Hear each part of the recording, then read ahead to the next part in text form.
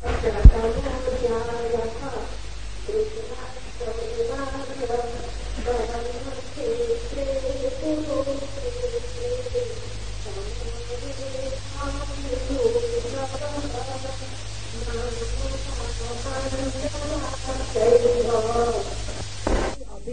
करने वाले कुरुक्षेत्र में युद्ध की इच्छा से इकट्ठे हुए दुर्योधन आदि मेरे पुत्रों ने एवं युधिष्ठिर आदि पांडुपुत्रों ने क्या किया?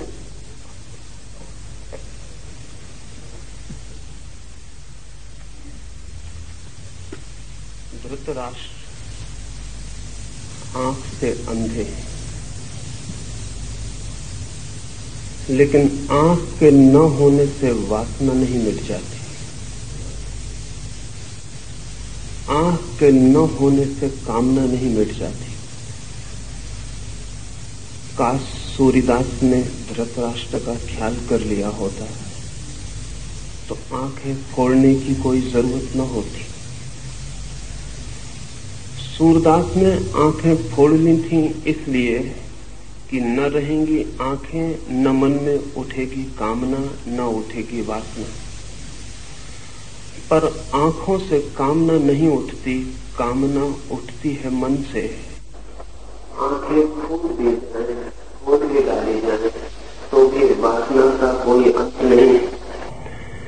गीता की ये अद्भुत कथा एक अंधे आदमी की जिज्ञासा से शुरू होती है। असल में इस जगत में सारी कथाएं बंद हो जाएं अगर अंधा आदमी न हो। इस जीवन की सारी कथाएं अंधे आदमी की जिज्ञासा से शुरू होती हैं। अंधा आदमी भी देखना चाहता है उसे जो उसे दिखाई नहीं पड़ता है। बहरा भी सुनना चाहता है उसे जो उसे सुनाई नहीं पड़ता है। सारी इंद्रियां भी खो जाएं तो भी मन के भीतर छिपी हुई वृत्तियों का कोई विनाश नहीं होता है। तो पहली बात तो आपसे ये कहना चाहूंगा कि स्मरण रखें, धृतराष्ट्र अंधे हैं, लेकिन युद्ध के मैदान पर क्या हो रहा है, मीलों दूर बैठे उनका मन उसके लिए उत्सुक, जानने को पीड़ित, जानने को आतुर है। दूसरी बात ये भी स्मरण रखें कि अंधे धृतराष्ट्र के 100 पुत्र हैं, लेकिन अंधे व्यक्तित्व की संतति आंख वाली नहीं हो सकती है, भला ऊपर से आंखें दिखाई पड़ती हों। अंधे व्यक्ति से जो जन्म पाता है, और शायद अंधे व्यक्तियों से ही लोग जन्म पाते हैं, तो भला ऊपर की आंख हो, भीतर की आंख पानी कठिन है, ये दूसरी बात भी समझ लेनी जरूरी है। धृतराष्ट्र से जन्मे हुए 100 पुत्र सब तरह से अंधा व्यवहार कर रहे थे। आंखें उनके पास थीं, लेकिन भीतर की आंख नहीं थी। अंधे से अंधापन ही पैदा हो सकता है। फिर भी ये पिता क्या हुआ ये जानने को उत्सुक है। तीसरी बात ये भी ध्यान रख लेनी जरूरी है कि धृतराष्ट्र कहते हैं धर्म के उस कुरुक्षेत्र में युद्ध के लिए इकट्ठे हुए। जिस दिन धर्म के क्षेत्र में युद्ध के लिए इकट्ठा होना पड़े, उस दिन धर्म क्षेत्र बसता नहीं है। और जिस दिन धर्म के क्षेत्र में भी लड़ना पड़े, उस दिन धर्म के भी बचने की संभावना समाप्त हो जाती है। रहा होगा वो धर्म क्षेत्र, था नहीं। रहा होगा कभी, पर आज तो वहां एक दूसरे को काटने को आतुर सब लोग इकट्ठे हुए थे। ये प्रारंभ भी अद्भुत है। ये इसलिए भी अद्भुत है कि अधर्म क्षेत्रों में क्या होता होगा उसका हिसाब लगाना मुश्किल है। धर्म क्षेत्र में क्या होता है वो धृतराष्ट्र संजय से पूछते हैं कि वहां युद्ध के लिए आतुर मेरे पुत्र और उनके विरोधियों ने क्या किया है, क्या कर रहे हैं, वो मैं जानना चाहता हूं। धर्म का क्षेत्र पृथ्वी पर शायद बन नहीं पाया अब तक, क्योंकि धर्म क्षेत्र बनेगा तो युद्ध की संभावना समाप्त हो जानी चाहिए। युद्ध की संभावना बनी ही है और धर्म क्षेत्र भी युद्धरत हो जाता है, तो हम अधर्म को क्या दोष दें, क्या निंदा करें। सच तो यह है कि अधर्म के क्षेत्रों में शायद कम युद्ध हुए हैं, धर्म के क्षेत्रों में ज्यादा युद्ध हुए हैं। और अगर युद्ध और रक्तपात के हिसाब से हम विचार करने चलें तो धर्म क्षेत्र ज्यादा अधर्म क्षेत्र मालूम पड़ेंगे बजाय अधर्म क्षेत्रों के। ये व्यंग भी समझ लेने जैसा है कि धर्म क्षेत्र पर अब तक युद्ध होता रहा है और आज ही होने लगा है, ऐसा भी ना समझ लेना कि आज ही मंदिर और मस्जिद युद्ध के अड्डे बन गए हों। हजारों साल पहले जब हम कहें कि बहुत भले लोग थे पृथ्वी पर और कृष्ण जैसा अद्भुत आदमी मौजूद था, तब भी कुरुक्षेत्र के धर्म क्षेत्र पर लोग लड़ने को ही इकट्ठा हुए थे। ये मनुष्य की गहरे में जो युद्ध की पिपासा है, ये मनुष्य की गहरे में विनाश की जो आकांक्षा है, ये मनुष्य के गहरे में जो पशु छिपा है, वो धर्म क्षेत्र में भी छूट नहीं जाता, वो वहां भी युद्ध के लिए तैयारियां कर लेता है। इसे स्मरण रखने के लिए उपयोगी है। और ये भी कि जब धर्म की आड़ मिल जाए लड़ने को, तो लड़ना और भी खतरनाक हो जाता है, क्योंकि तब जस्टिफिकेशन, तब न्याय युक्त भी मालूम होने लगता है। तो ये अंधे धृतराष्ट्र ने जो जिज्ञासा की है, उससे ये धर्म ग्रंथ शुरू होता है। सभी धर्म ग्रंथ अंधे आदमी की जिज्ञासा से शुरू होते हैं। जिस दिन दुनिया में अंधे आदमी न होंगे, उस दिन धर्म ग्रंथ की कोई जरूरत भी नहीं रह जाती। वो अंधा ही जिज्ञासा कर रहा है।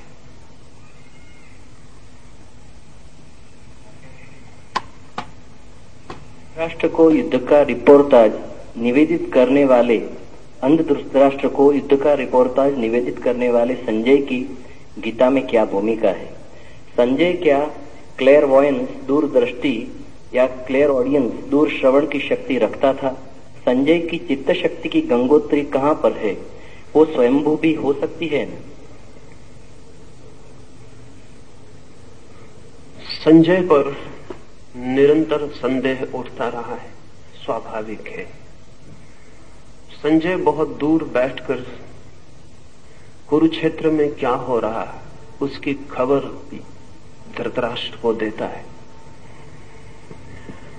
योग निरंतर से मानता रहा है कि जो आंखें हमें दिखाई पड़ती हैं वे ही आंखें नहीं, और भी आंख है मनुष्य के पास जो समय और क्षेत्र की सीमाओं को लांघ कर देख सकती है।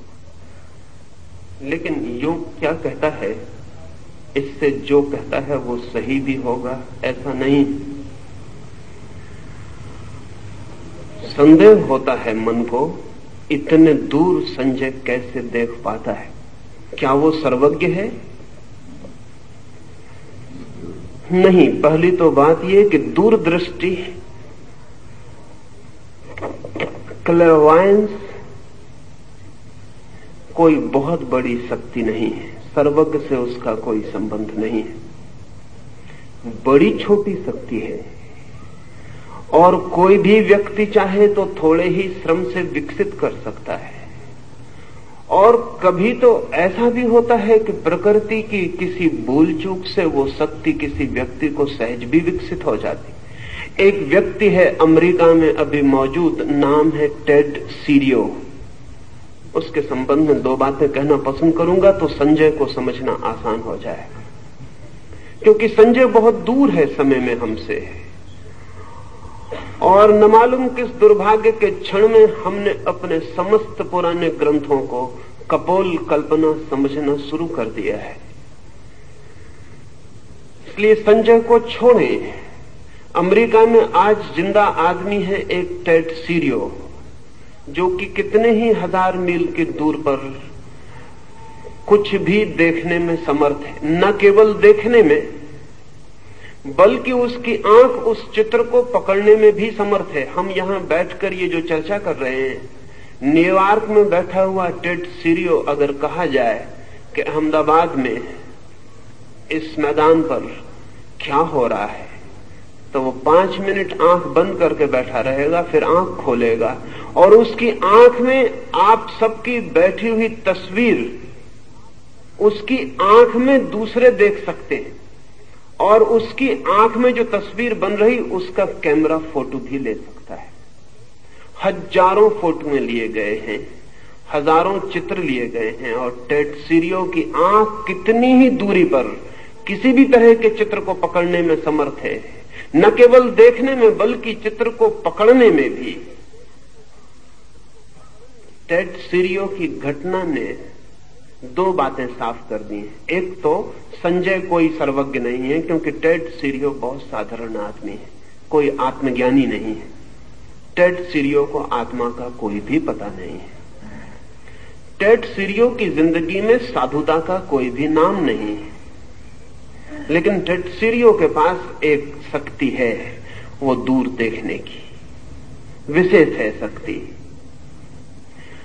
कुछ दिनों पहले स्कैंडिनेविया में एक व्यक्ति किसी दुर्घटना में जमीन पर गिर गया कार से, उसके सिर को चोट लग गई और अस्पताल में जब होश में आया तो बहुत मुश्किल में पड़ा।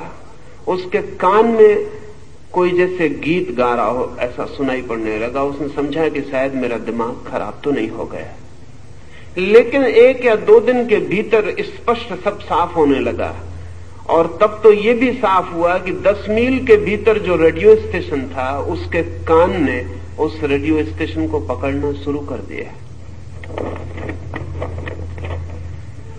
फिर उसके कान का सारा अध्ययन किया गया और पता चला उसके कान में कोई भी विशेषता नहीं है, लेकिन चोट लगने से कान में छुपी कोई शक्ति सक्रिय हो गई है। ऑपरेशन करना पड़ा, क्योंकि अगर 24 घंटे ऑन ऑफ करने का तो कोई उपाय नहीं था। अगर उसे कोई स्टेशन सुनाई पड़ने लगे तो वो आदमी पागल ही हो जाए। पिछले 2 वर्ष पहले इंग्लैंड में एक महिला को दिन में ही आकाश के तारे दिखाई पड़ने शुरू हो गए। वो भी एक दुर्घटना में ही हुआ। छत से गिर पड़ी और दिन में आकाश के तारे दिखाई पड़ने शुरू हो गए। तारे तो दिन में भी आकाश में होते, कहीं चले नहीं जाते, सिर्फ सूर्य के प्रकाश के कारण ढक जाते हैं, रात फिर उगड़ जाते हैं प्रकाश हट जाने से। लेकिन आंखें अगर सूर्य के प्रकाश को पार करके देख पाए तो दिन में भी तारों को देख सकती। उस स्त्री की भी आंख का ऑपरेशन ही करना पड़ा। ये मैं इसलिए कह रहा हूं कि आंख में भी शक्तियां छिपी हैं जो दिन में आकाश के तारों को देख लें। कान में भी शक्तियां छिपी हैं जो दूर के रेडियो स्टेशन से विस्तारित ध्वनियों को पकड़ लें। आंख में भी शक्तियां छिपी हैं जो समय और क्षेत्र की सीमाओं को पार करके देख लें, लेकिन अध्यात्म से इनका कोई बहुत संबंध नहीं है। तो संजय कोई बहुत आध्यात्मिक व्यक्ति हो ऐसा नहीं है। संजय विशिष्ट व्यक्ति जरूर है। वो दूर युद्ध के मैदान पर जो हो रहा है उसे देख पा रहा है, और संजय को इस शक्ति के कारण कोई परमात्मा, कोई सत्य की उपलब्धि हो गई हो ऐसा भी नहीं है। संभावना तो यही है कि संजय इस शक्ति का उपयोग करके ही समाप्त हो गया हो। अक्सर ऐसा होता है, विशेष शक्तियां व्यक्ति को बुरी तरह भटका देती हैं। इसलिए योग निरंतर कहता है कि चाहे शरीर की सामान्य शक्तियां हों और चाहे मन की साइकिक पावर्स की विशेष शक्तियां हों, शक्तियों में जो उलझता है वो सत्य तक नहीं पहुंच पाता है। पर यह संभव है। और इधर पिछले 100 वर्षों में पश्चिम में साइकिकल रिसर्च ने बहुत काम किया है। और अब किसी आदमी को संजय पर संदेह करने का कोई कारण वैज्ञानिक आधार पर भी नहीं रह गया है। और ऐसा ही नहीं कि अमेरिका जैसे धर्म को स्वीकार करने वाले देश में ऐसा हो रहा हो, रूस के भी मनोवैज्ञानिक मनुष्य की अनंत शक्तियों का स्वीकार निरंतर करते चले जा रहे हैं। और अभी चांद पर जाने की घटना के कारण रूस और अमेरिका के सारे मनोवैज्ञानिकों पर एक नया काम आ गया है, और वो ये है कि यंत्रों पर बहुत भरोसा नहीं किया जा सकता। और जब हम अंतरिक्ष की यात्रा पर पृथ्वी के वासियों को भेजेंगे तो हम उन्हें गहन खतरे में भेज रहे हैं, और अगर यंत्र जरा भी बिगड़ जाएं तो उनसे हमारे संबंध सदा के लिए टूट जाएंगे, और फिर हम कभी पता भी नहीं लगा सकेंगे कि वे यात्री कहां खो गए। वे जीवित नहीं, वे किस अनंत में भटक गए, हम उनका कोई भी पता न लगा सकेंगे। इसलिए एक सब्स्टिट्यूट, एक परिपूरक व्यवस्था की तरह दूर से बिना यंत्र के देखा जा सके, सुना जा सके, खबर भेजी जा सके, इसके लिए रूस और अमेरिका की दोनों की वैज्ञानिक प्रयोगशालाएं अति आतुर हैं। और बहुत देर न होगी कि रूस और अमेरिका दोनों के पास संजय होंगे, हमारे पास नहीं होंगे। संजय कोई बहुत आध्यात्मिक व्यक्ति नहीं है, लेकिन संजय के पास एक विशेष शक्ति है जो हम सबके पास भी है और विकसित हो सकती है।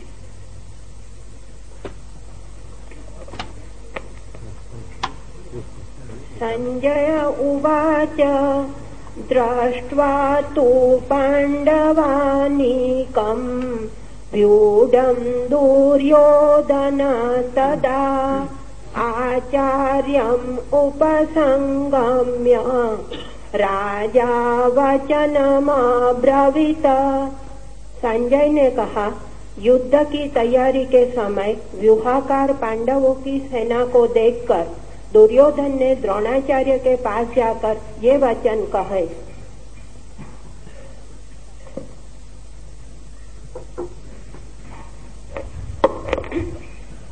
पश्यैतां पाण्डुपुत्राणाम् आचार्य महती चमुम् व्यूढाम् द्रुपदपुत्रेण तव शिष्येण धीमता अत्र शूरा महेश्वासा भीमार्जुन समायुधि युयुधानो विराटश्च द्रुपदश्च महारथः। हे आचार्य, आपके तीक्ष्ण बुद्धि शिष्य धृष्टद्युम्न द्वारा शकट, पद्म आदि व्यूहाकार से रची गई पांडवों की इस विशाल सेना को देखिए। पांडवों की सेना में सभी योद्धा शूरवीर, महाधनुर्धारी एवं पराक्रम में भीम और अर्जुन के तुल्य है। उनमें सात्यकी, विराट, महारथी द्रुपद है।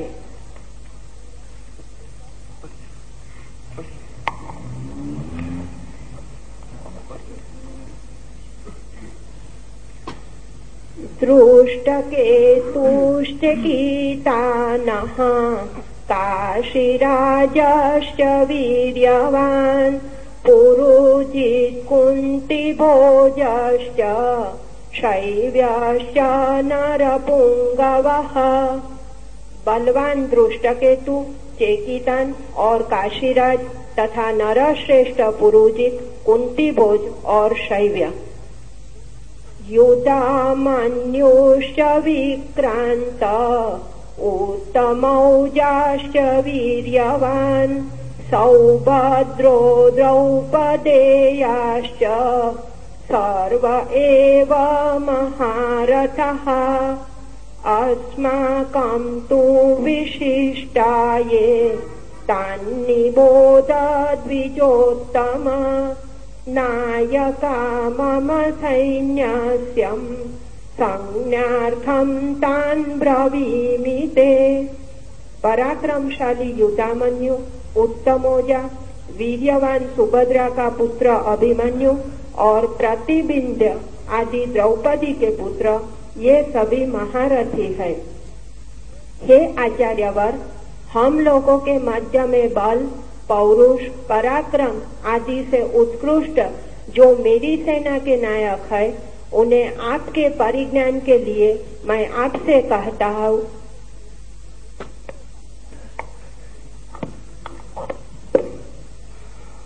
मनुष्य का मन जब हीनता की ग्रंथि से, इंफीरियरिटी कॉम्प्लेक्स से पीड़ित होता है, जब मनुष्य का मन अपने को भीतर हीन समझता है, तब सदा ही अपनी श्रेष्ठता की चर्चा से शुरू करता है। लेकिन जब हीन व्यक्ति नहीं होते, तब सदा ही दूसरे की श्रेष्ठता से चर्चा शुरू होती है। हे दुर्योधन कह रहा है भीष्म से कि पांडवों की सेना में कौन कौन महारथी, कौन कौन महायोद्धा इकट्ठे हैं। इससे वो शुरू कर रहा है। ये बड़ी प्रतीक की, बड़ी सिंबॉलिक बात है। साधारणतः शत्रु की प्रशंसा से बात शुरू नहीं होती, साधारणतः शत्रु की निंदा से बात शुरू होती। साधारणतः शत्रु के साथ अपनी प्रशंसा से बात शुरू होती है। शत्रु की सेना में कौन कौन महावीर इकट्ठे हैं, दुर्योधन उनसे बात शुरू कर रहा है। दुर्योधन कैसा भी व्यक्ति हो, इंफीरियरिटी कॉम्प्लेक्स से पीड़ित व्यक्ति नहीं है, हीनता की ग्रंथि से पीड़ित व्यक्ति नहीं है। और ये बड़े मजे की बात है कि अच्छा आदमी भी अगर हीनता की ग्रंथि से पीड़ित हो, तो उस बुरे आदमी से बदतर होता है जो हीनता की ग्रंथि से पीड़ित नहीं है।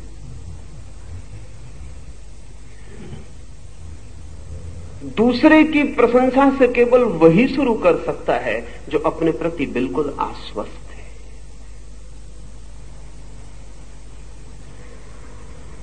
ये एक बुनियादी अंतर सदियों में पड़ा है। बुरे आदमी पहले भी थे, अच्छे आदमी पहले भी थे। ऐसा नहीं है कि आज बुरे आदमी बढ़ गए हैं और अच्छे आदमी कम हो गए हैं। आज भी बुरे आदमी उतने ही हैं, अच्छे आदमी उतने ही हैं। अंतर क्या पड़ा है? निरंतर धर्म का विचार करने वाले लोग ऐसा प्रचार करते रहते हैं कि पहले लोग अच्छे थे और अब लोग बुरे हो गए हैं।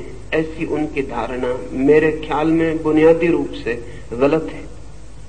बुरे आदमी सदा थे, अच्छे आदमी सदा थे। अंतर इतना ऊपरी नहीं है, अंतर बहुत भीतरी पड़ा है। बुरा आदमी भी पहले हीनता की ग्रंथि से पीड़ित नहीं था, आज अच्छा आदमी भी हीनता की ग्रंथि से पीड़ित है। ये गहरे में अंतर पड़ा है। आज अच्छे से अच्छा आदमी भी बाहर से ही अच्छा है, भीतर स्वयं भी आश्वस्त नहीं। और ध्यान रहे, जिस आदमी का आश्वासन स्वयं पर नहीं है, उसकी अच्छाई टिकने वाली अच्छाई नहीं हो सकती है।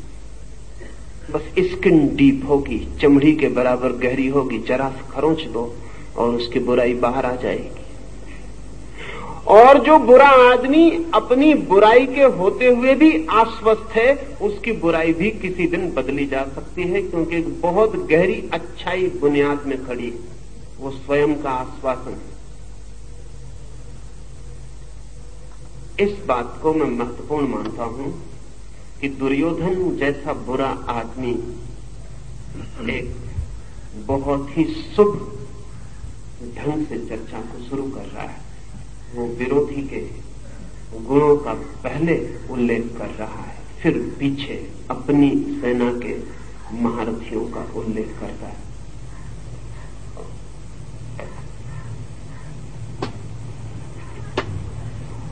भगवान् भीष्मश्च कर्णश्च कृपाश्च समितिञ्जयः अश्वत्थामा विकर्णश्च सौमदत्ति तथैव च अन्ये च बहवः शूरा मदर्थे च सजीवितः नानाशास्त्र प्रहरणः सर्वे युद्ध विशारदः।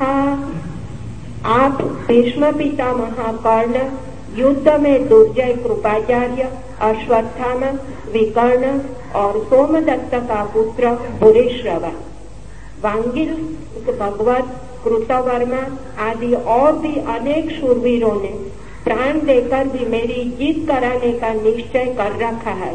ये सभी लोग भांति भांति के शस्त्रास्त्रों से युद्ध करने वाले और सब प्रकार के युद्धों में कुशल है।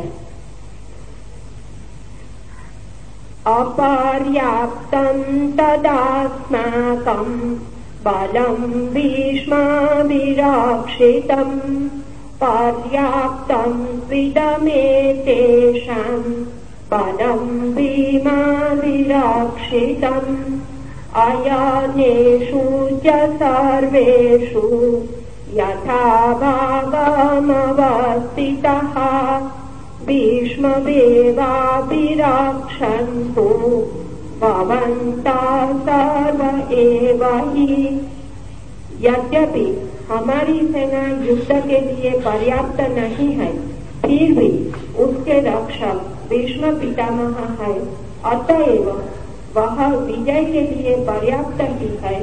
सामने खड़ी पांडवों की सेना युद्ध के लिए पर्याप्त होने पर भी भीमसेन से रक्षित होने के कारण अपर्याप्त ही है।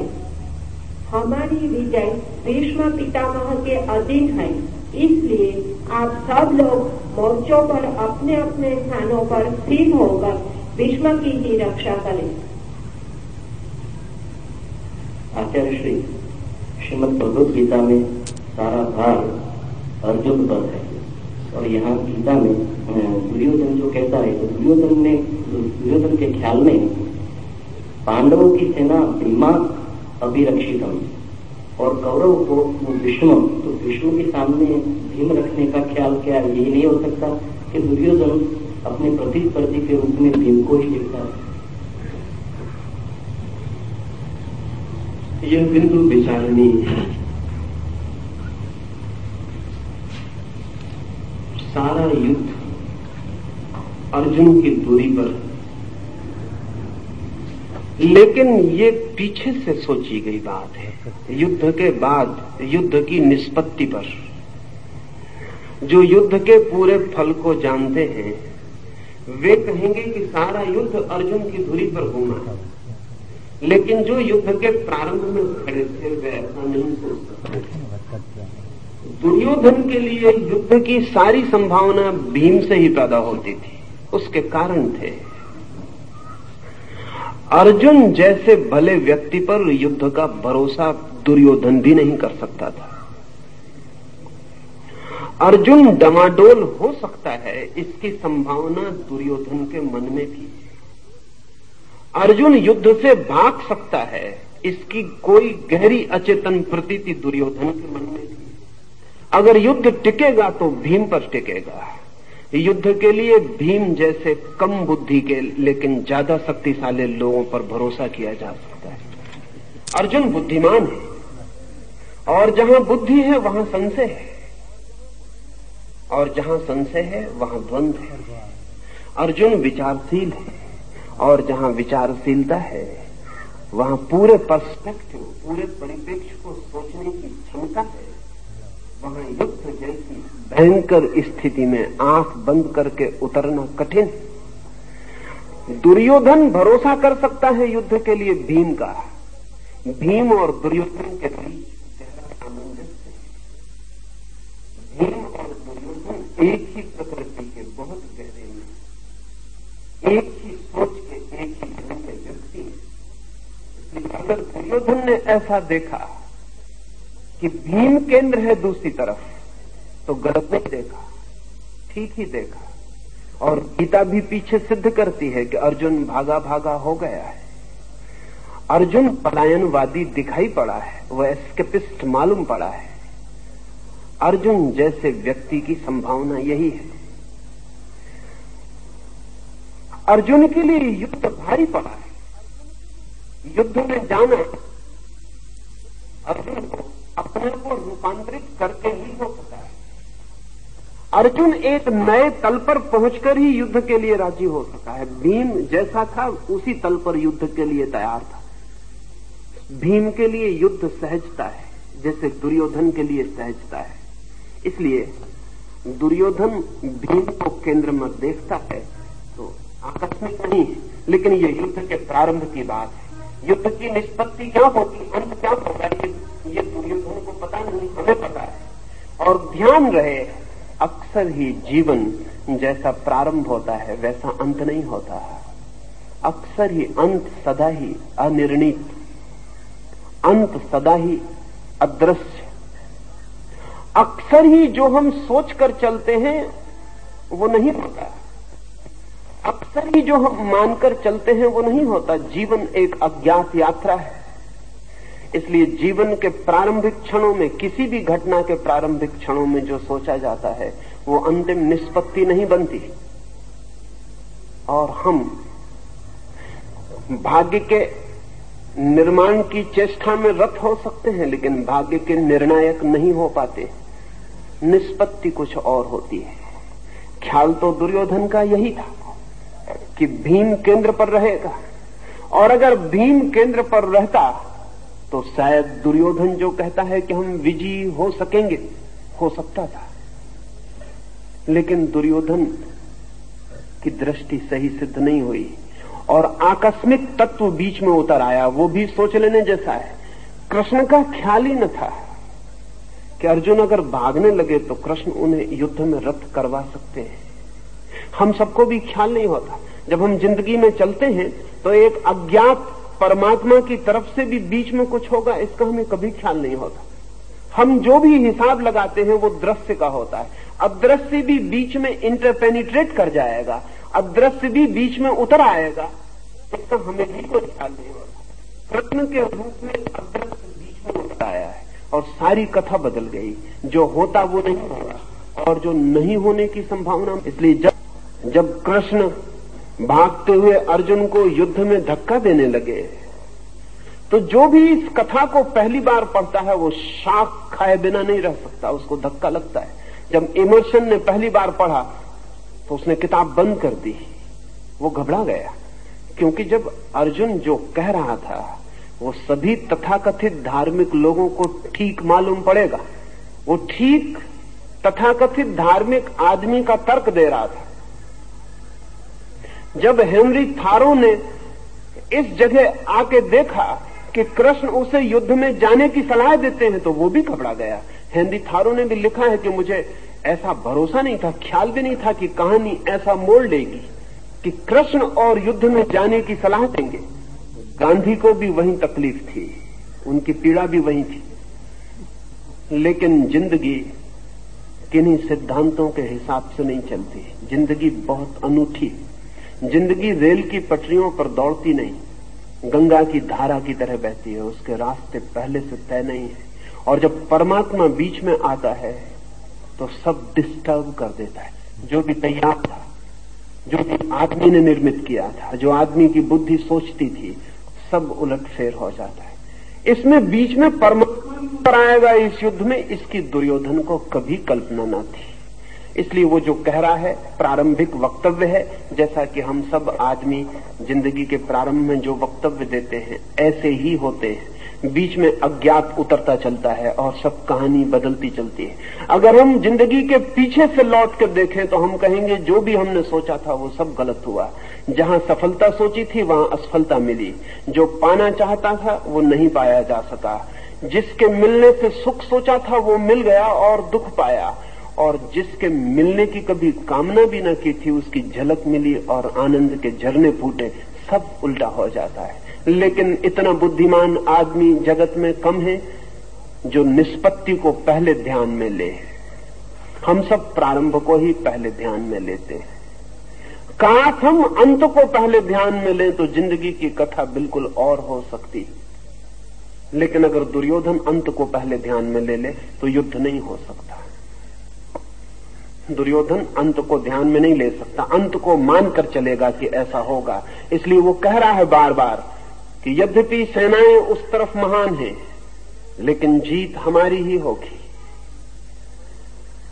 मेरे योद्धा जीवन देकर भी मुझे जिताने के लिए आतुर है, लेकिन हम अपनी सारी शक्ति भी लगा दें तो भी असत्य जीत नहीं सकता। हम सारा जीवन भी लगा दें तो भी असत्य जीत नहीं सकता। इस निष्पत्ति का दुर्योधन को कोई भी बोध नहीं हो सकता है। और सत्य जो कि हारता हुआ भी मालूम पड़ता हो, अंत में जीत जाता है। असत्य प्रारंभ में जीतता हुआ मालूम पड़ता है, अंत में हार जाता है। सत्य प्रारंभ में हारता हुआ मालूम पड़ता है, अंत में जीत जाता है। लेकिन प्रारंभ से अंत को देख पाना कहाँ संभव है। जो देख पाता है वो धार्मिक हो जाता है, जो नहीं देख पाता वो दुर्योधन की तरह अंधे युद्ध में उतरता चला जाता है। आचार्य श्री, एक तो अज्ञात का विल होता है, एक व्यक्ति का अपना विल होता है, दोनों में कॉन्फ्लिक्ट होते हैं। तो व्यक्ति कैसे जान पाए कि अज्ञात का क्या विल है, अज्ञात की क्या इच्छा है? पूछते हैं व्यक्ति कैसे जान पाए कि अज्ञात की क्या इच्छा है। व्यक्ति कभी नहीं जान पाता है। हाँ, व्यक्ति अपने को छोड़ दे, मिटा दे तो तत्काल जान लेता है, अज्ञात के साथ एक हो जाता है। बूंद नहीं जान सकती कि सागर क्या है जब तक कि बूंद सागर के साथ खो न जाए। व्यक्ति नहीं जान सकता कि परमात्मा की इच्छा क्या है जब तक व्यक्ति अपने को व्यक्ति बनाए है, तब तक नहीं जान सकता। व्यक्ति अपने को खो दे तो फिर परमात्मा की इच्छा ही शेष रह जाती, क्योंकि व्यक्ति की कोई इच्छा शेष नहीं रह जाती। तब जानने का सवाल ही नहीं उठता। तब व्यक्ति वैसे ही जीता है जैसा अज्ञात उसे जिलाता है। तब व्यक्ति की कोई आकांक्षा, तब व्यक्ति की कोई फलाकांक्षा, तब व्यक्ति की कोई अपनी अभीप्सा, तब व्यक्ति की समग्र की आकांक्षा के ऊपर अपनी थोपने की कोई वृत्ति शेष नहीं रह जाती, क्योंकि व्यक्ति शेष नहीं रह जाता। जब तक व्यक्ति है तब तक अज्ञात क्या चाहता है नहीं जाना जा सकता, और जब व्यक्ति नहीं है तब जानने की कोई जरूरत नहीं।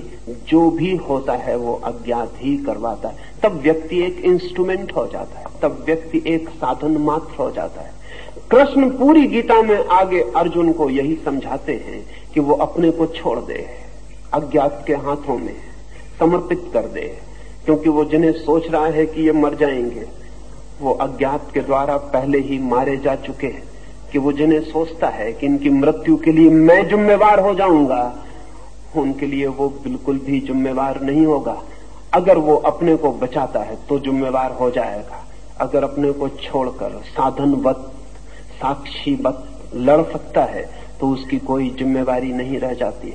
व्यक्ति अपने को खो दे समष्टि में, व्यक्ति अपने को समर्पित कर दे, छोड़ दे अहंकार को, तो ब्रह्म की इच्छा ही फलित होती है। अभी भी वही फलित हो रही है। ऐसा नहीं कि हम उससे भिन्न फलित करा लेंगे, लेकिन हम भिन्न फलित कराने में लड़ेंगे, टूटेंगे, नष्ट होंगे। एक छोटी सी कहानी मैं निरंतर कहता रहा हूं। मैं कहता रहा हूं कि एक नदी में बहुत बाढ़ आई और दो छोटे से तिनके उस नदी में बह रहे हैं। एक तिनका नदी में आड़ा पड़ गया है, तो नदी रोकने की कोशिश कर रहा है और वो चिल्ला रहा है बहुत जोर से कि नहीं बढ़ने देंगे नदी को, यद्यपि नदी बढ़ी जा रही है। वो चिल्ला रहा है कि रोक कर रहेंगे, यद्यपि रोक नहीं पा रहा है। वो चिल्ला रहा है कि नदी को हर हालत में रोक कर ही रहूंगा, जीऊं या मरूं, लेकिन बहा जा रहा है। नदी को न उसकी आवाज सुनाई पड़ती, न उसके संघर्ष का पता चलता। तो छोटा सा तिनका, नदी को उसका कोई भी पता नहीं है, नदी को कोई फर्क नहीं पड़ता, लेकिन तिनके को बहुत फर्क पड़ रहा है। उसकी जिंदगी बड़ी मुसीबत में पड़ गई है, बहा जा रहा है। नहीं लड़ेगा, जहां पहुंचेगा वहीं पहुंचेगा, लड़के भी। लेकिन ये बीच का क्षण ये बीच का काल दुख, पीड़ा और द्वंद और चिंता का काल हो जाए। उसके पड़ोस में एक दूसरे तिनके ने छोड़ दिया है अपने को। वो नदी में आड़ा नहीं पड़ा है, सीधा पड़ा है। नदी जिस तरफ बह रही उसी तरफ, और सोच रहा है कि मैं नदी को बहने में सहायता दे रहा हूं। उसका भी नदी को कोई पता नहीं है। वो सोच रहा है मैं नदी को सागर तक पहुंचा ही दूंगा, मेरे साथ है तो पहुंच ही जाएगी।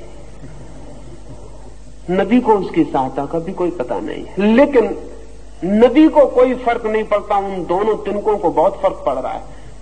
जो नदी को साथ बहा रहा है वो बड़े आनंद में है, वो बड़ी मौज में नाच रहा है, और जो नदी से लड़ रहा है वो बड़ी पीड़ा में है। उसका नाच नाच नहीं है, एक दुख स्वप्न है। उसका नाच उसके अंगों की टूटन है।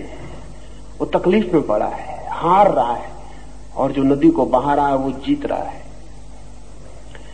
व्यक्ति ब्रह्म की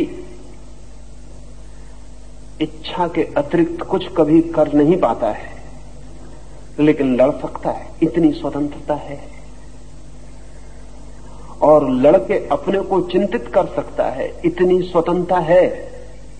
शास्त्र का एक वचन है जो बड़ा कीमती है। वचन है, humanity is condemned to be free.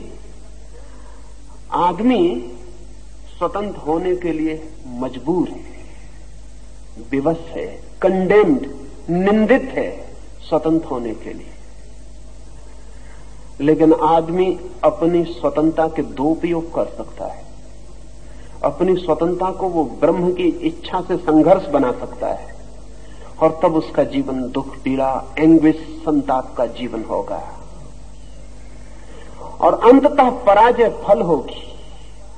और कोई व्यक्ति अपनी स्वतंत्रता को ब्रह्म के प्रति समर्पण बना सकता है, तब जीवन आनंद का, ब्लिस का, नृत्य का, गीत का जीवन होगा। और अंत में विजय के अतिरिक्त और कोई उपाय नहीं।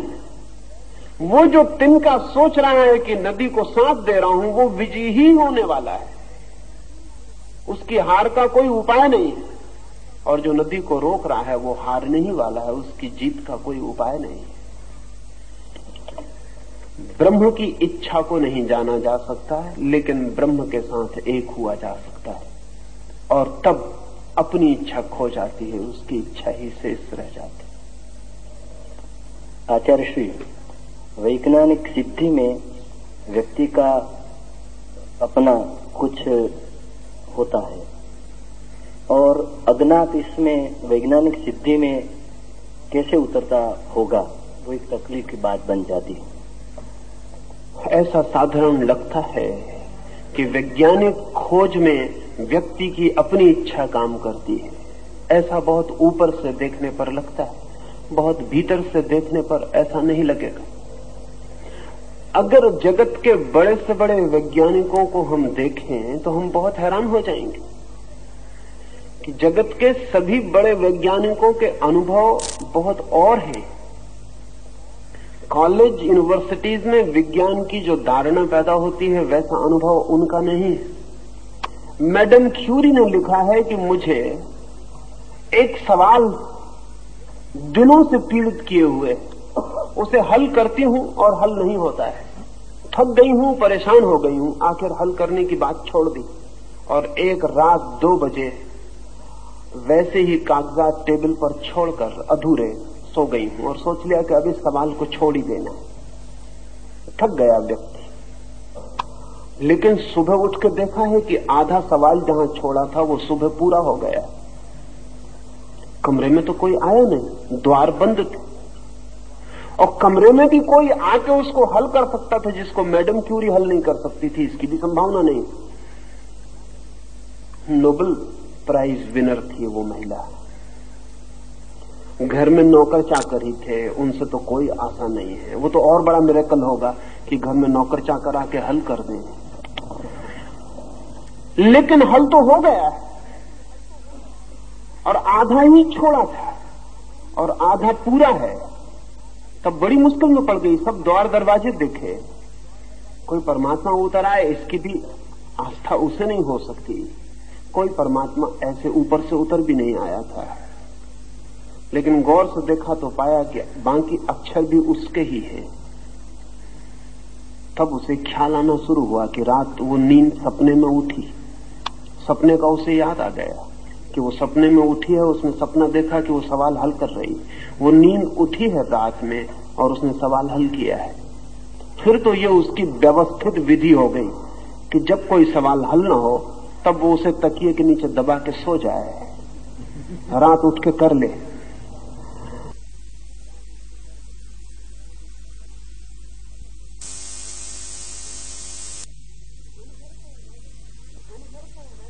दिन भर तो मैडम क्यूरी इंडिविजुअल थी, व्यक्ति थी। रात नींद में हम खो जाती, बूंद सागर से मिल जाती, और जो सवाल हमारा चेतन मन नहीं खोज पाया वो हमारा अचेतन गहरे में जो परमात्मा से जुड़ा है खोज पाता है। आर्किमिडीज एक सवाल हल कर रहा था, वो हल नहीं होता था, वो बड़ी मुश्किल में पड़ गया था। सम्राट ने कहा था हल करके ही लाओ। आर्किमिडीज की सारी प्रतिष्ठा हल करने पर निर्भर थी, लेकिन थक गया। रोज सम्राट का संदेश आता है कि कब तक हल करोगे। सम्राट को किसी ने एक सोने का बहुत कीमती आभूषण भेंट किया था, लेकिन सम्राट को शक था कि धोखा दिया गया और सोने में कुछ मिला है, लेकिन बिना आभूषण को मिटाए पता लगाना है कि उसमें कोई और धातु तो नहीं मिली। अब उस वक्त तक कोई उपाय नहीं था जानने का, और बड़ा था आभूषण, उसमें कहीं बीच में अगर अंदर कोई चीज डाल दी गई हो तो वजन तो बढ़ ही जाएगा। आर्किमिडीज थक गया, परेशान हो गया। फिर एक दिन सुबह अपने टब में लेटा हुआ है, पड़ा हुआ है, बस अचानक नंगा ही था, सवाल हल हो गया। भागा, भूल गया। आर्किमिडीज अगर होता तो कभी ना भूलता कि मैं नंगा हूं। सड़क पे आ गया और चिल्लाने लगा, एरेका एरेका, मिल गया, और भागा राजमहल की तरफ। लोगों ने पकड़ा कि क्या कर रहे हो, राजा के सामने नंगे पहुंच जाओगे। उसने कहा लेकिन ये तो मुझे ख्याल ही न रहा। घर वापस आया, ये जो आदमी सड़क पे पहुंच गया था नग्न, ये आर्किमिडीज नहीं था। आर्किमिडीज सड़क पे नहीं पहुंच सकता था, ये व्यक्ति नहीं था। और ये जो हल हुआ था सवाल, ये व्यक्ति की चेतना में हल नहीं हुआ था, ये निर्व्यक्ति चेतना में हल हुआ था। ये बाथरूम में पड़ा था अपने टब में, रिलैक्स्ड, शिथिल, ध्यान घट गया, भीतर उतर गया, सवाल हल हो गया। जो सवाल स्वयं से हल ना हुआ था वो टब ने हल कर दिया। टब हल करेगा सवाल को। जो स्वयं से हल नहीं हुआ था वो पानी में लेटने से हल हो जाएगा। पानी में लेटने से कोई बुद्धि बढ़ जाती। जो कपड़े पहने हल नहीं हुआ था वो नंगे होने से हल हो जाएगा। नहीं, कुछ और घटना घट गई। ये व्यक्ति नहीं रहा कुछ देर के लिए, अव्यक्ति हो गया। ये कुछ देर के लिए ब्रह्म के स्रोतनक हो गया। अगर हम जगत के सारे बड़े वैज्ञानिकों के, आइंस्टीन के, मैक्स प्लैंक के, या एडिंगटन के, या एडिसन के, इनके अगर हम अनुभव पढ़ें तो इन सब का अनुभव यह है कि जो भी हमने जाना वो हमने नहीं जाना। निरंतर ही ऐसा हुआ है कि जब हमने जाना तब हम न थे, और जानना घटित हुआ है। यही उपनिषद के ऋषि कहते, यही वेद के ऋषि कहते, यही मोहम्मद कहते, यही जीसस कहते। अगर हम कहते हैं कि वेद अपौरुषेय है तो उसका और कोई मतलब नहीं। उसका ये मतलब नहीं कि ईश्वर उतरा और उसने किताब लिखी। ऐसे पागलपन की बातें करने की कोई जरूरत नहीं। अपौरुषेय का इतना ही मतलब है कि जिस पुरुष पर यह घटना घटी उस वक्त वो मौजूद नहीं था, उस वक्त मैं मौजूद नहीं था।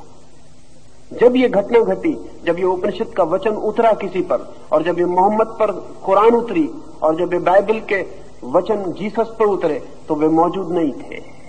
धर्म और विज्ञान के अनुभव भिन्न भिन्न नहीं है, हो नहीं सकते, क्योंकि अगर विज्ञान में कोई सत्य उतरता है तो उसके उतरने का भी मार्ग वही है जो धर्म में उतरता है, जो धर्म के उतरने का मार्ग। सत्य के उतरने का एक ही मार्ग है। जब व्यक्ति नहीं होता तो परमात्मा से सत्य उतरता है, हमारे भीतर जगह खाली हो जाती है, उस खाली जगह में सत्य प्रवेश करता है। वो दुनिया में कोई भी ढंग से, चाहे कोई संगीतज्ञ, चाहे कोई चित्रकार, चाहे कोई कवि, चाहे कोई वैज्ञानिक, चाहे कोई धार्मिक, चाहे कोई मिस्टिक, दुनिया में जिन्होंने भी सत्य की कोई किरण पाई है उन्होंने तभी पाई है जब वे स्वयं नहीं थे। ये धर्म को तो बहुत पहले से ख्याल में आ गया, लेकिन धर्म का अनुभव 10,000 साल पुराना है। 10,000 साल में धार्मिक फकीर को, धार्मिक संत को, धार्मिक योगी को यह अनुभव हुआ कि ये मैं नहीं हूं। ये बड़ी मुश्किल बात है। जब पहली दफा आपके भीतर परमात्मा से कुछ आता है तब डिस्टिंक्शन करना बहुत मुश्किल होता है कि ये आपका है कि परमात्मा का है। जब पहली दफा आता है तो डमाडोल होता है मन कि मेरा ही होगा, और अहंकार की इच्छा भी होती है कि मेरा ही हो। लेकिन धीरे धीरे धीरे धीरे जब दोनों चीजें साफ होती हैं और पता चलता है कि आप और इस सत्य में कहीं कोई तालमेल नहीं बनता, तब फासला दिखाई पड़ता है, डिस्टेंस दिखाई पड़ता है। विज्ञान की उम्र नई है, अभी 200-300 साल, लेकिन 200-300 साल में वैज्ञानिक विनम्र हुआ है। आज से 50 साल पहले वैज्ञानिक कहता था जो खोजा वो हमने खोजा, आज नहीं कहता। आज वो कहता हमारी सामर्थ्य के बाहर मालूम पड़ता है सब। आज का वैज्ञानिक उतनी ही मिस्टिसिज्म की भाषा में बोल रहा है, उतने ही रहस्य की भाषा में जितना संत बोले थे। इसलिए जल्दी ना करें, और 100 साल और वैज्ञानिक ठीक वही भाषा बोलेगा जो उपनिषद बोलते हैं। बोलनी ही पड़ेगी वही भाषा जो बुद्ध बोलते हैं, बोलनी ही पड़ेगी वही भाषा जो अगस्तीन फ्रांसिस बोलते हैं, बोलनी ही पड़ेगी। बोलनी पड़ेगी इसलिए कि जितना जितना सत्य का गहरा अनुभव होगा उतना उतना व्यक्ति का अनुभव क्षीण होता है, और जितना सत्य प्रकट होता है उतना ही अहंकार लीन होता है। और एक दिन पता चलता है कि जो भी जाना गया है वो प्रसाद है, वो ग्रेस है, वो उतरा है, उसमें मैं नहीं हूं। और जो जो मैंने नहीं जाना उसकी जिम्मेवारी मेरी है, क्योंकि मैं इतना मजबूत था कि जान नहीं सकता था, मैं इतना गहन था कि सत्य नहीं कर सकता था। सत्य उतरता है खाली चित्त में, शून्य चित्त में, और असत्य उतारना हो मैं की मौजूदगी जरूरी है।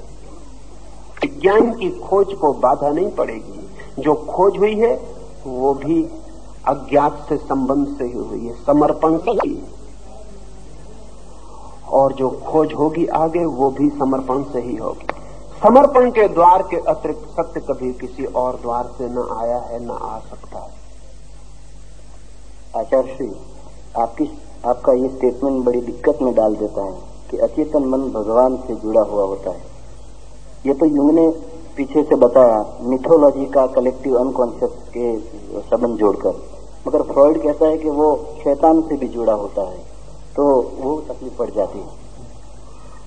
फ्राइड का ऐसा जरूर ख्याल है कि वो जो अचेतन मन है हमारा, वो भगवान से ही नहीं शैतान से भी जुड़ा होता है।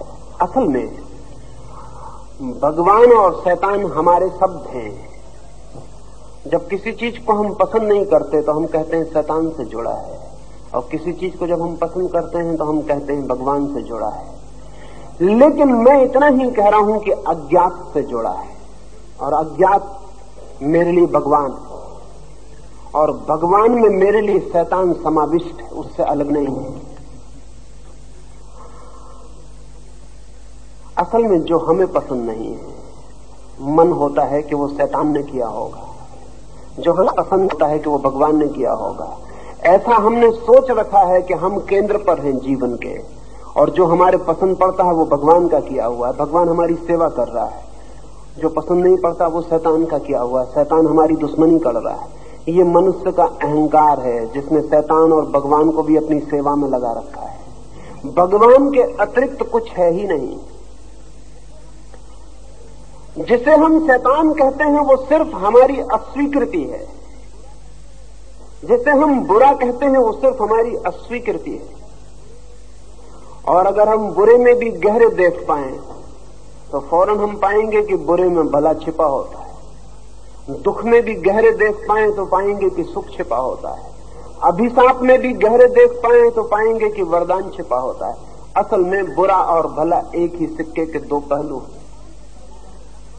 शैतान के खिलाफ जो भगवान है उसे मैं अज्ञात नहीं कह रहा, मैं अज्ञात उसे कह रहा हूं जो हम सबके जीवन की भूमि, जो अस्तित्व का आधार है। उस अस्तित्व के आधार से ही रावण भी निकलता है, उस अस्तित्व के आधार से ही राम भी निकलते हैं। उस अस्तित्व से अंधकार भी निकलता है, उस अस्तित्व से प्रकाश भी निकलता है। हमें अंधकार में डर लगता है तो मन होता है अंधकार शैतान पैदा करता होगा, हमें रोशनी अच्छी लगती है तो मन होता है कि भगवान पैदा करता होगा। लेकिन अंधकार में कुछ भी बुरा नहीं है, रोशनी में कुछ भी भला नहीं है। और जो अस्तित्व को प्रेम करता है वो अंधकार में भी परमात्मा को पाएगा और प्रकाश में भी परमात्मा को पाएगा। सच तो यह है कि अंधकार को भय के कारण हम कभी उसके सौंदर्य को जान ही नहीं पाते, उसके रस को, उसके रहस्य को हम कभी जान ही नहीं पाते। हमारा भय मनुष्य निर्मित भय है। कंदराओं से आ रहे हैं हम, जंगली कंदराओं से होकर गुजरे हैं हम। अंधेरा बड़ा खतरनाक था, जंगली जानवर हमला कर देता, रात डराती थी। इसलिए अग्नि जब पहली दफे प्रकट हो सकी तो हमने उसे देवता बनाया, क्योंकि रात निश्चिंत हो गई, आग जला के हम निर्भय हुए। अंधेरा हमारे अनुभव में भय से जुड़ गया है, रोशनी हमारे हृदय में अभय से जुड़ गई है। लेकिन अंधेरे का अपना रहस्य, रोशनी का अपना रहस्य। और इस जीवन में जो भी महत्वपूर्ण घटित होता है वो अंधेरे और रोशनी दोनों के सहयोग से घटित होता है। एक बीज हम गड़ाते हैं अंधेरे में, फूल आता है रोशनी में। बीज हम गड़ाते हैं अंधेरे में जमीन में, जड़ें फैलती हैं अंधेरे में जमीन में, फूल खिलते हैं आकाश में रोशनी में। एक बीज को रोशनी में रख दें फिर फूल कभी ना आएंगे। एक फूल को अंधेरे में गड़ा दें फिर बीज कभी पैदा ना होंगे। एक बच्चा पैदा होता है मां के पेट के गहन अंधकार में जहां रोशनी की एक किरण नहीं पहुंचती, फिर जब बड़ा होता है तो आता है प्रकाश में। अंधेरा और प्रकाश एक ही जीवन शक्ति के लिए आधार है। जीवन में विभाजन, विरोध, पोलरिटी मनुष्य की है। फ्रायड जो कहता है कि शैतान से जुड़ा है, फ्रायड यहूदी चिंतन से जुड़ा था। फ्रायड यहूदी घर में पैदा हुआ था, बचपन से ही शैतान और परमात्मा के विरोध को उसने सुन रखा था।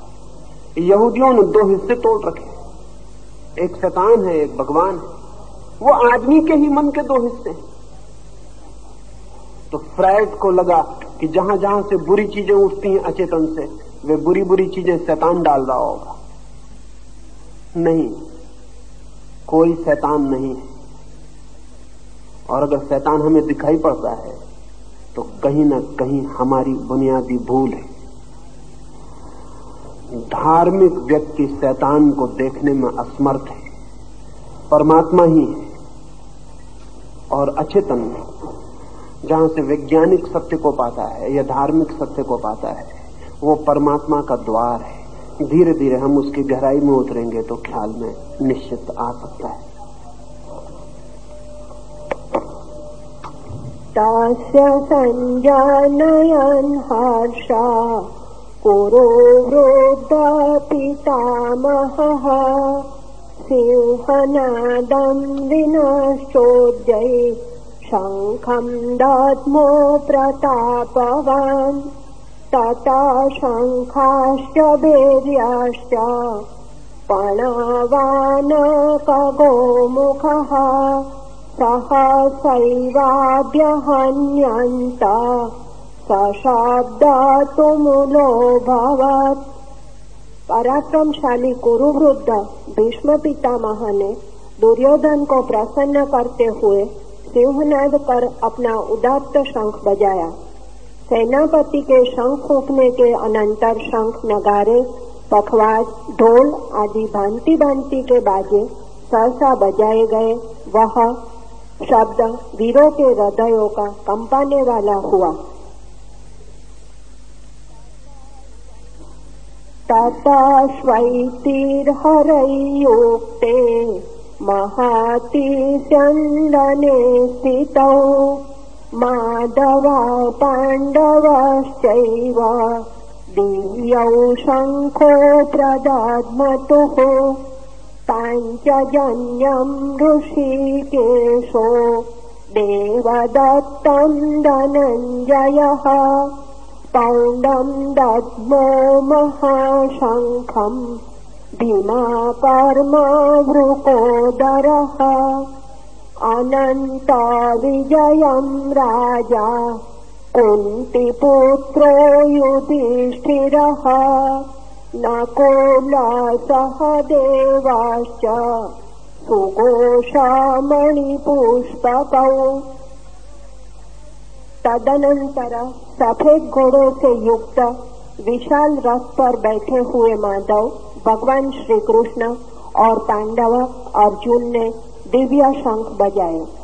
ऋषिकेश भगवान श्री कृष्ण ने पांचजन्य शंख और धनंजय अर्जुन ने देवदत्त शंख, लोगों को भयदायक कर्म करने वाले भीम ने पौंड्र नामक महाशंख बजाया। कुंती पुत्र राजा युधिष्ठिर ने अनंत विजय नामक का शंख, नकुल और सहदेव ने सुघोष और मणिपुष्पक नाम के शंख बजाए। भीष्म के गगनभेदी शंखनाद की प्रतिशब्द में कृष्ण शंखनाद करते हैं, तो क्या उनका शंख ध्वनि एक्शन के बजाय रिएक्शन प्रत्याघाती कहा जा सकता है? भगवद गीता के प्रथम इस अध्याय में कृष्ण का पांचजन्य शंख या अर्जुन का देवदत्त का बजाना ये उद्घोषणा के बजाय कोई और तात्पर्य रखता है?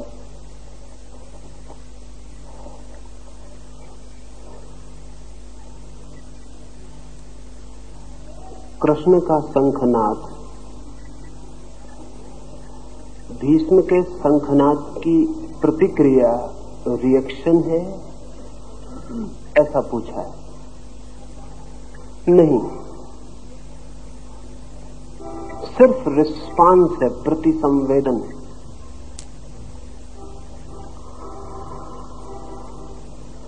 और शंखनाद से केवल प्रति उत्तर है, युद्ध का नहीं।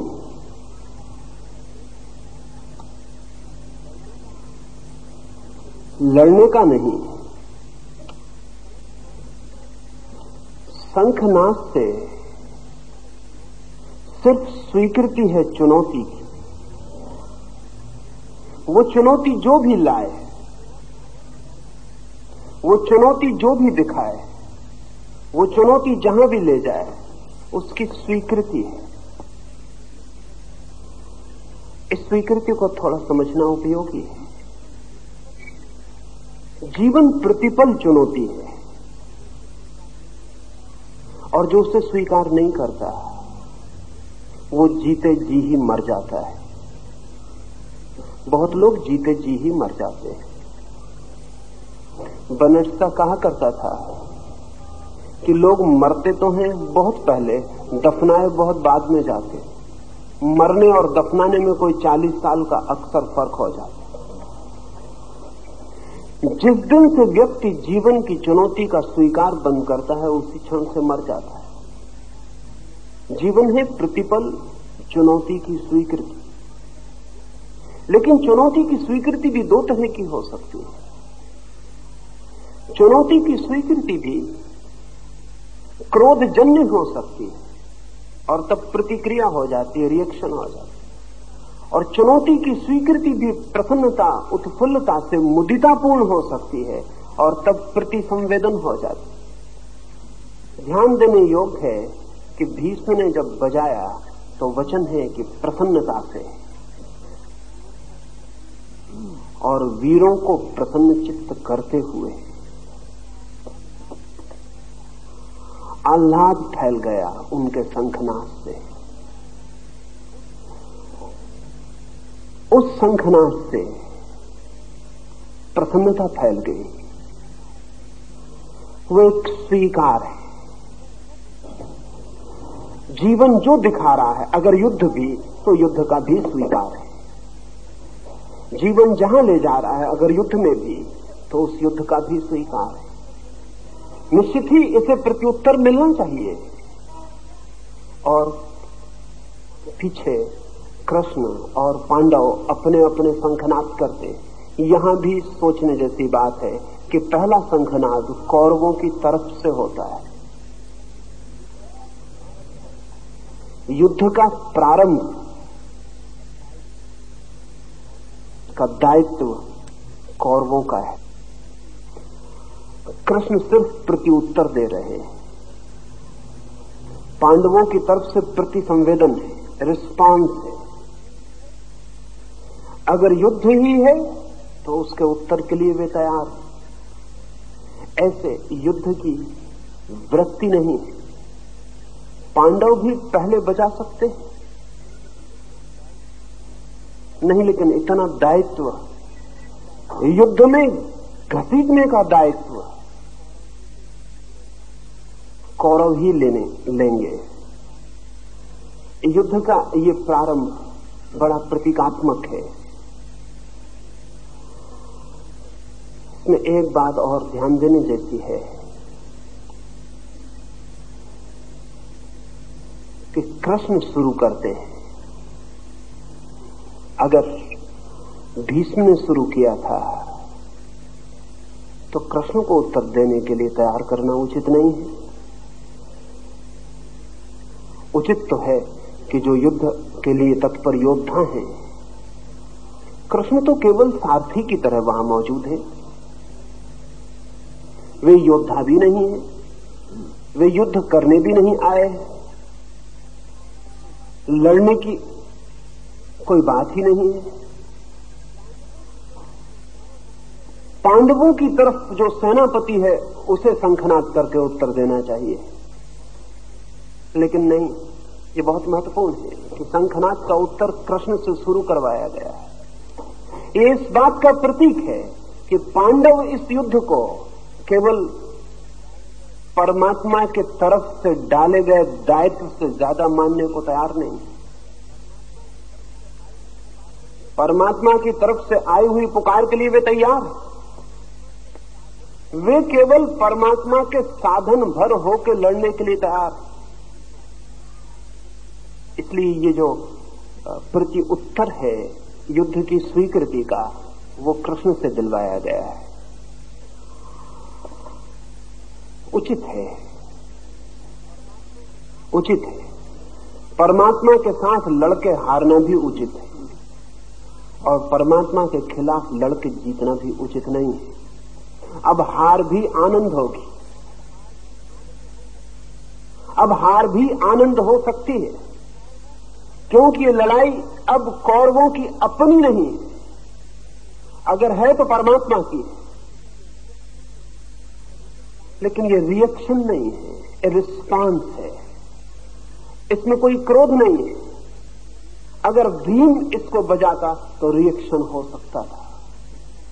अगर भीम इसका उत्तर देता तो वो क्रोध नहीं दिया गया होता। अगर कृष्ण की तरफ से ये उत्तर आया है तो ये बड़ी आनंद की स्वीकृति है कि ठीक है, अगर जीवन वहां ले आया है जहां युद्ध ही फलित हो तो हम परमात्मा के हाथों में अपने को छोड़ते हैं।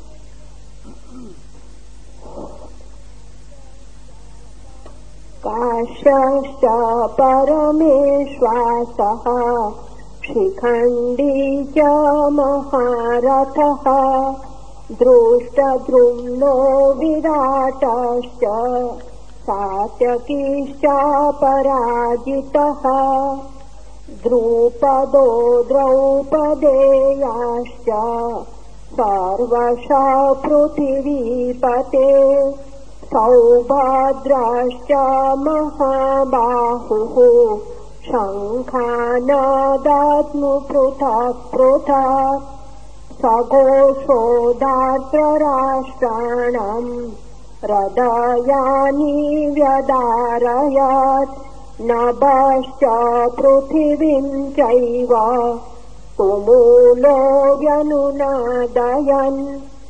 महदनुदानी काशीपति, महारथी शिखंडी, दृष्टद्युम्न, विराट, अपराजित सलग का पुत्र सात्यकी, हे पृथ्वीपते, द्रुपद, द्रौपदी के पुत्र, महाबाहु सुभद्रा पुत्र अभिमन्यु, उक्त सभी योद्धाओं ने अलग अलग शंख बजाए। आकाश और पृथ्वी को प्रतिध्वनि द्वारा पूर्ण कर रही पांचजन्य आदि शंखों से उत्पन्न महाध्वनि ने संपूर्ण शंखों से शब्दों से मिलकर धृतराष्ट्र के पुत्र, संबंधी और सैनिकों के हृदय को विदीर्ण कर दिया। अथ व्यवस्थितान् दृष्ट्वा दार्त्रराष्ट्रान् कपिध्वजः प्रवृत्ते शस्त्रसम्पाते धनुरुद्यम्य पाण्डवः ऋषिकेशं तदा वाक्यम् इदमाहमहि अर्वाच सेनयोरुभयोर्मध्ये रथं स्थापयमेच्युत यावदेता निरीक्षेऽहं योधदुःखा स्वस्थितान् कैर्मर्या सह योद्धव्यम् अस्मिन् रणसमुद्यमे। राजन, शस्त्रास्त्र चलने के समय युद्ध के लिए इकट्ठे हुए धृतराष्ट्र के पक्ष के सैनिकों को देखकर अर्जुन ने स्वयं भी धनुष उठाकर भगवान से यह वाक्य कहा। अर्जुन ने कहा, हे भगवान, जहाँ पर से मैं इस संग्राम में किनके साथ मुझ युद्ध करना चाहिए यह जानने के लिए युद्ध की इच्छा वाले अतएव युद्ध के लिए तत्पर इन सब योद्धाओं के निरीक्षण करो। वहाँ पर ले जाकर दोनों सेनाओं के बीच में मेरा रथ खड़ा कीजिए।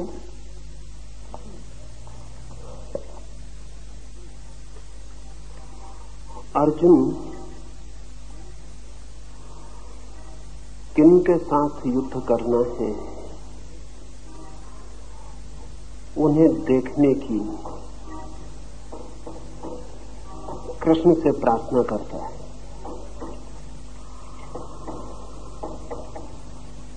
इसमें 2-3 बातें आज की सुबह के लिए आखिरी समझ लेनी उचित है, फिर हम सांझ बात करेंगे। एक तो अर्जुन का ये कहना कि किनके साथ मुझे युद्ध करना है, उन्हें मैं देखूं ऐसी जगह मुझे ले चल के खड़ा करते हैं, एक बात की सूचक है कि युद्ध अर्जुन के लिए ऊपर से आया हुआ दायित्व है, भीतर से आई हुई पुकार नहीं।